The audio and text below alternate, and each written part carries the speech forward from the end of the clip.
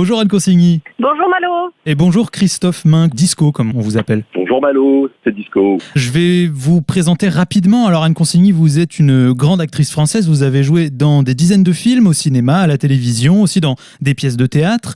Christophe Minck, vous êtes peut-être un petit peu moins identifié par le public. Vous êtes musicien professionnel. Vous avez été beaucoup aussi, on dit, musicien de studio. Ça veut dire que vous avez participé à des centaines d'albums finalement. Et puis vous signez aussi la musique de plusieurs films comme ceux de Cédric Lapiche ou encore plus récemment la musique de la série télé 10%. Et on vous reçoit tous les deux à notre antenne aujourd'hui car vous jouerez la pièce L'Occupation ce samedi dans la salle Le Forum à Nivillac. C'est l'adaptation d'un texte d'Annie Ernaux, aussi grande autrice française qui est parue il y a plus de 20 ans en 2002 et c'est une pièce mise en scène par Pierre Pradinas. Le synopsis en quelques phrases, c'est une histoire de jalousie. En fait, on suit une femme qui se sépare de son amant mais qui apprend que celui-ci s'est remis en couple et donc cette femme cherche alors à trouver l'identité de cette nouvelle femme et ça devient un peu obsessionnel.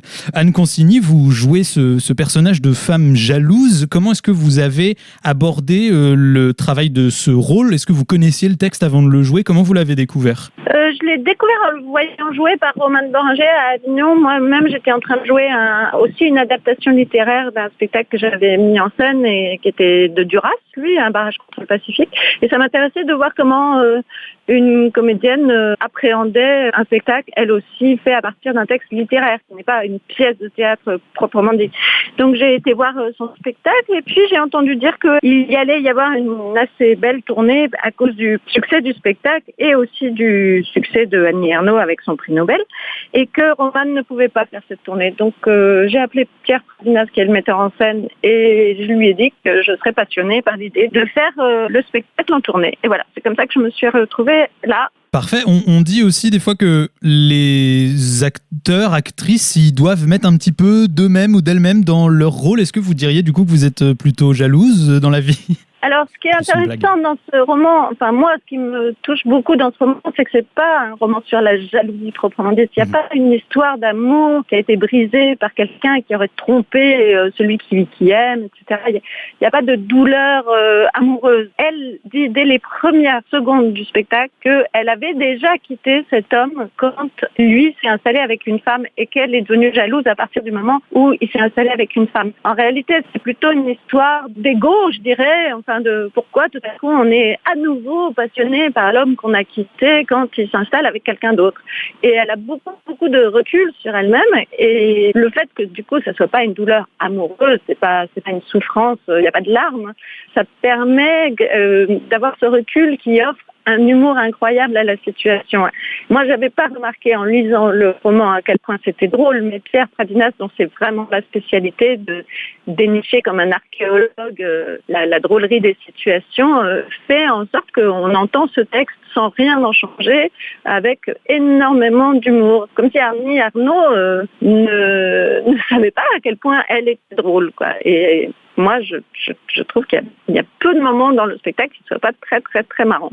Très bien, oui, en fait, ce que vous l'aviez dit, c'est là où je voulais vous amener, c'est que ça va au-delà d'un portrait de femme jalouse. Le metteur en scène, Pierre Pradinas, il dit même dans sa note d'intention que c'est finalement le portrait d'une femme contemporaine. Est-ce que vous êtes d'accord et qu'est-ce que ça signifie aussi pour vous quand vous le jouez ? Alors là, le sujet est trop vaste pour que je puisse y répondre.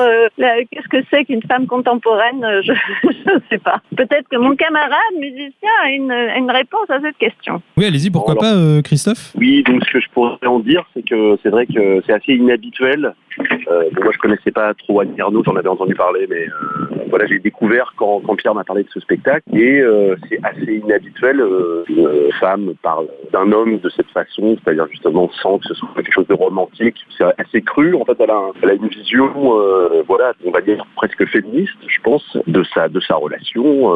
Et donc après, elle décide d'exposer au public sa jalousie qui devient quasiment presque de la folie. Hein. Elle se met à faire des choses assez folles. Elle appelle les gens sans savoir. Elle menace quasiment quelqu'un au téléphone. Elle fait des choses assez incroyables et elle a le courage quelque part d'en parler, même si c'est par l'écriture. Mais bon, en écrivant, elle accepte l'idée que ce soit connu du public. Et je pense que c'est assez... Alors, je suis plus calé en musique qu'en littérature, mais c'est assez moderne comme écriture.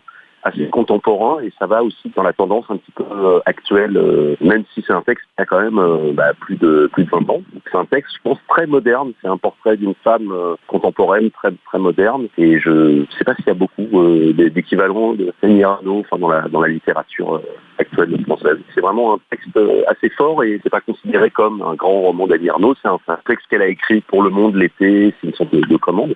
Et c'est un texte vraiment très fort et Pierre a eu un bon pressentiment d'adapter ce texte qui n'est pas forcément très connu, hein, même les gens qui connaissent bien Annie Ernaux, et de l'adapter comme ça au théâtre, c'est une très bonne idée, quoi. Maintenant, c'est peut-être pas le texte le plus représentatif pour l'œuvre d'Annie Ernaux. Voilà, si ça répond un petit peu. Je me suis un peu éloigné, excusez-moi.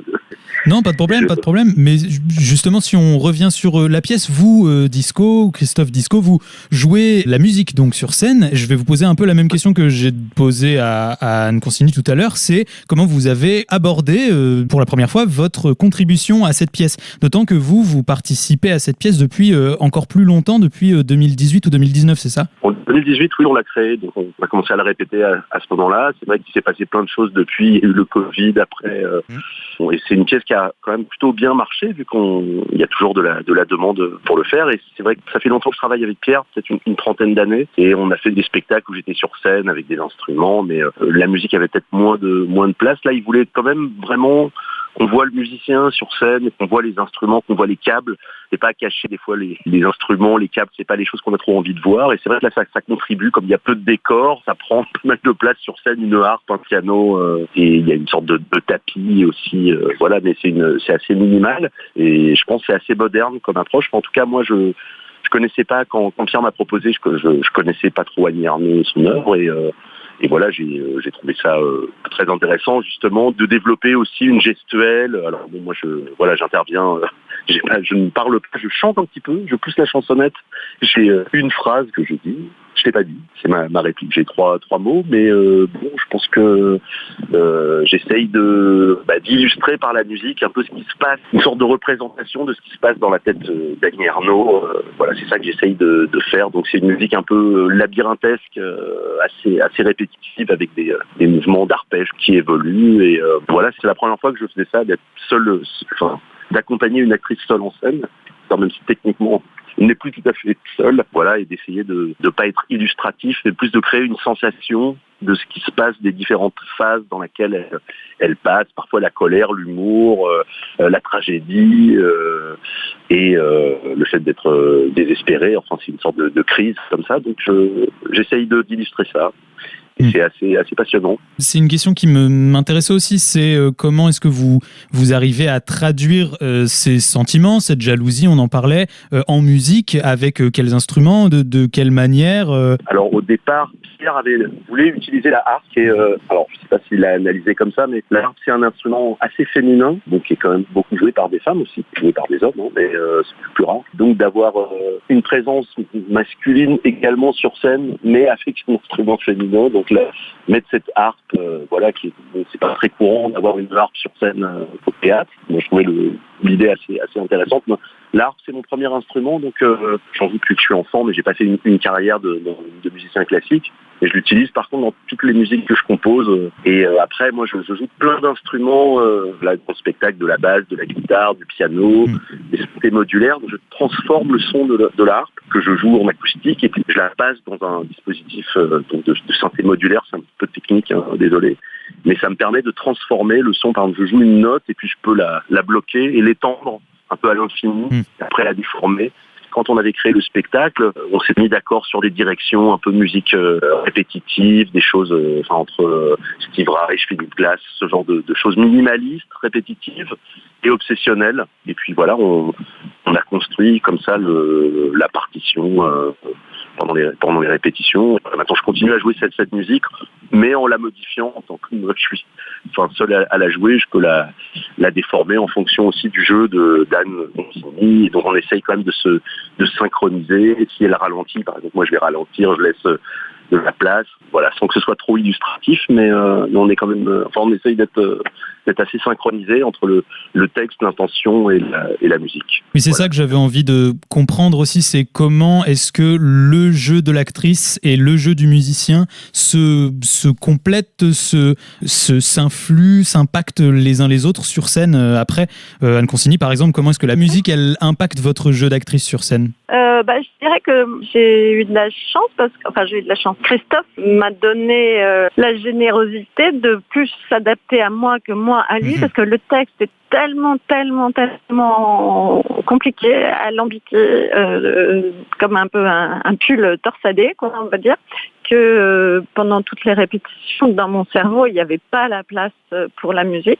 Donc c'est plutôt lui qui s'adaptait à moi, et là c'est au fur et à mesure des représentations où tout à coup, petit à petit, mes oreilles s'ouvrent à ce qu'il fait, et du coup peut-être qu'il y a maintenant il y a vraiment un échange, mais jusqu'à maintenant c'était plutôt lui qui m'accompagnait, qui me supportait, qui me poussait, etc. Maintenant doucement mais tranquillement ça devient plus équilibré, parce que j'ai plus d'esprit dans mon cerveau pour mettre autre chose que les mots d'Annie Ernaux. Très bien, et du coup, Disco, comment ça s'est fait cette adaptation au fur et à mesure des représentations ? Ça évolue, chaque représentation de toute façon est différente. Alors après, il y a un facteur aussi, il y a la réception, la réceptivité du public, la façon dont il réagit justement à l'humour d'Annie. Donc quand on sent que les gens sont plus dedans, et voilà, nous, j'ai l'impression qu'on peut jouer aussi un petit peu différemment, ça nous booste aussi. Donc ça influe je pense, sur le jeu pour Anne et pour moi aussi, pour la musique. Il y a des modulations, et puis, mais bon, ça c'est normal d'une région à l'autre, d'un public à l'autre, il y a des différences. Puis là, par exemple, une des dernières représentations, on a eu un public, c'était où Figeac, vraiment un public incroyable, avec vraiment un public qui réagissait, on était porté par ça, et c'était, je pense, une des meilleures représentations qu'on a fait du spectacle. Et voilà, d'un jour à l'autre, c'est un petit peu différent. Mais c'est pas figé, quoi. C'est-à-dire. Ce soir, on joue et ce sera la meilleure. Ah bah oui, ce soir. Et puis, très bientôt. Donc, Annie Bilac. Donc voilà, c'est vraiment, il y a un équilibre entre la salle où on joue, le lieu. Des fois, c'est un vieux théâtre, des fois, c'est des salles un peu municipales. Bon, il y a pas longtemps, on a joué. Donc ça veut rien dire. On a joué dans un complexe sportif où il y avait le sol, c'était quand même un terrain de basket. Bon, ils ont retiré les paniers pour qu'on se sente plus dans un théâtre. Et malgré ça, c'était quand même une des meilleures. Parce que la salle, en la voyant, on pouvait se dire waouh, on préfère nous un petit théâtre à l'italienne avec un petit cocon, un petit écrin. Mais bon, c'est vraiment une sorte d'équation entre plein de facteurs. La façon dont on nous accueille, les gens, le public, la salle, et voilà. Et puis nous aussi, le mood. Donc c'est le spectacle vivant, quoi. Justement, ça change. C'est ça qui est intéressant par rapport à un film. Quand on va voir un film, on peut le voir et percevoir le film différemment selon son mood. Mais bon, une pièce de théâtre, forcément, ça change complètement tous ces petits paramètres. Chacun, le mood de chacun, joue et fait que d'un jour à l'autre, c'est assez différent, même si ça reste le même texte et à peu près la même musique. Oui, tout à fait, c'est un peu ça la magie, vous le disiez, du spectacle vivant, du théâtre, de la musique. On pourra du coup découvrir tout ça ce samedi à partir de 20h30 au Forum de Nivillac. Vous pouvez encore réserver vos places sur le site web de la salle, c'est donc forumnivillac.fr. Merci beaucoup Anne Consigny et Christophe Minck d'avoir répondu à mes questions. Bien, merci à vous. Merci à vous. Je vous souhaite une bonne journée puis une bonne tournée aussi. Ok, merci. À bientôt. À bientôt, au revoir. Au revoir.